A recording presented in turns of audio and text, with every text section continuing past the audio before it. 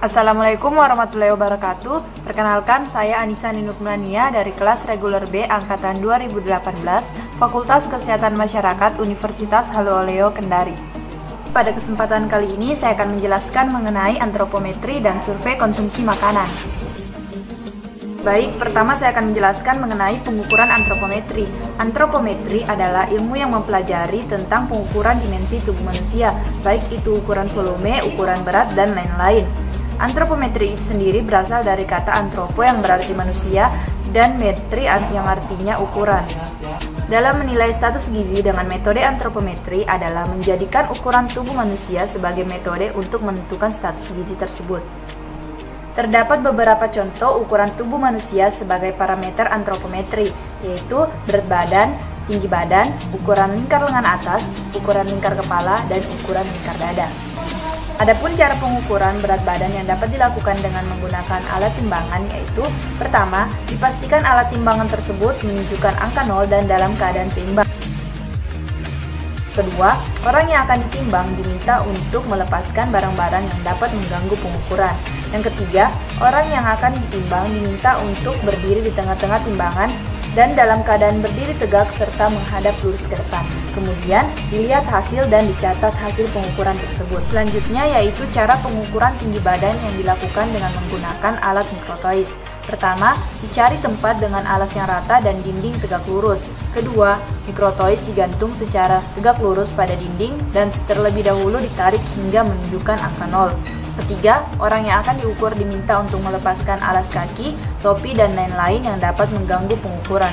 Keempat, orang yang akan diukur diminta untuk berdiri tegak dengan mata memandang lurus ke depan, bahu lurus, punggung dan pantat menempel ke dinding, kaki rapat dan tumit menempel di dinding. Selanjutnya, mikrotois akan ditarik ke bawah hingga tepat di puncak kepala. Selanjutnya, pembacaan sampai milimeter terdekat dan dilakukan dengan mata memandang sejajar dengan jarum mikrotois. Berikut dapat dilihat beberapa contoh hasil pengukuran berat badan dan tinggi badan. Setelah mendapatkan hasil pengukuran tinggi badan dan berat badan, dapat dihitung menggunakan rumus IMT atau indeks massa tubuh, yaitu berat badan bagi tinggi badan kali tinggi badan, di mana dalam hal ini tinggi badan diubah menjadi meter. Dapat dilihat contoh hasil penghitungan IMT. Baik, selanjutnya saya akan menjelaskan mengenai survei konsumsi makanan. Dalam melakukan survei konsumsi makanan dapat dilakukan dengan dua cara atau dua metode. Pertama, food recall 24 jam. Kedua, semi frekuensi makanan atau food frequency questionnaire.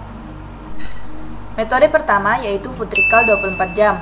Pada dasarnya metode ini dilakukan dengan mencatat jenis makanan dan bahan makanan yang telah dikonsumsi beberapa hari yang lalu. Wawancara dilakukan dengan sedalam mungkin agar responden dapat mengungkapkan jenis bahan makanan yang telah dikonsumsi beberapa hari yang lalu. Agar wawancara berjalan dengan baik, kuesioner terlebih dahulu perlu disiapkan, di mana kuesioner tersebut mengarahkan wawancara menurut urutan waktu makan dan pengelompokan bahan makanan. Berikut dapat dilihat contoh pelaksanaan wawancara food recall 24 jam. Kemarin waktu sahur makan apa, Dek? Nasi, sayur terong, ikan, dan timun. Terus berapa banyak porsi yang kita makan? Nasi 2 sendok nasi, sayur terong 4 sendok makan, ikan 1 ekor, dan timun 4 iris. Setelah itu ada selingan dan snack yang kita makan? Tidak ada. Terus waktu buka puasanya apa kita makan? Pisang goreng sama jalang kote. Berapa banyak porsi yang kita makan? Pisang goreng 4 iris dan jalang kote 1 biji. Terus sudah itu makan malam apa kita makan? Mie pangsit goreng. Berapa banyak porsinya? 1 porsi. Setelah makan malam ada selingan atau snack yang kita makan? Tidak ada. Berikut dapat dilihat contoh hasil wawancara atau contoh hasil pengisian kuesioner dari salah satu responden.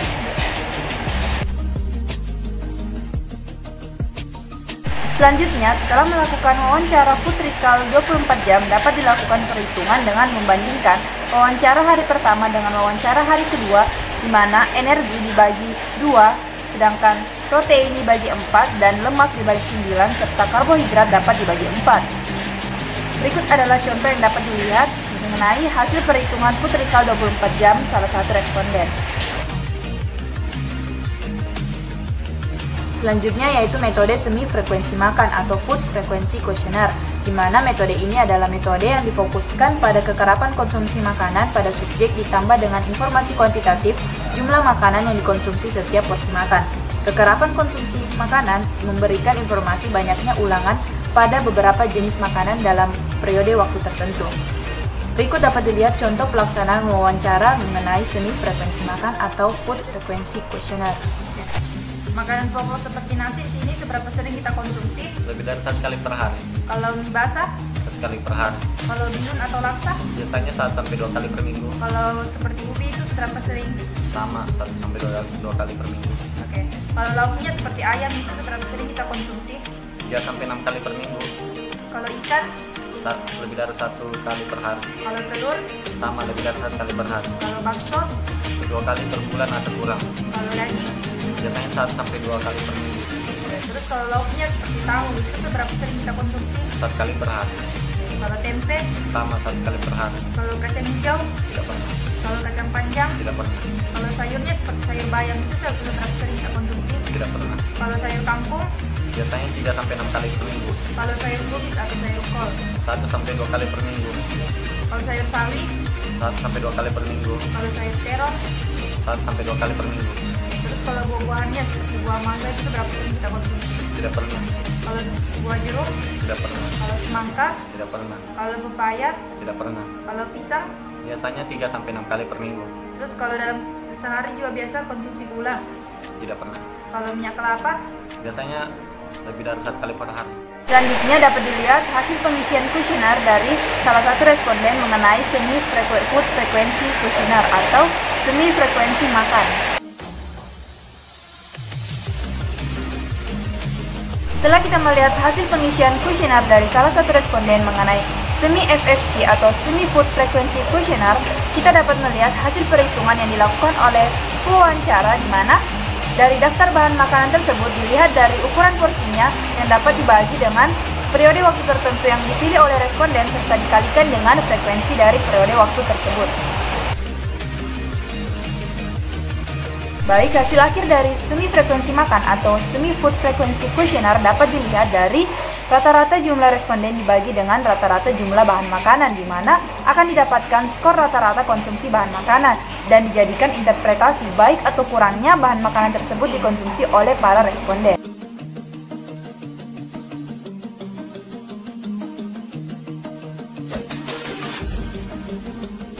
Itulah tadi penjelasan dari saya mengenai pengukuran antropometri dan survei konsumsi makanan. Semoga dapat bermanfaat bagi kita semua. Sekian dari saya. Wassalamualaikum warahmatullahi wabarakatuh.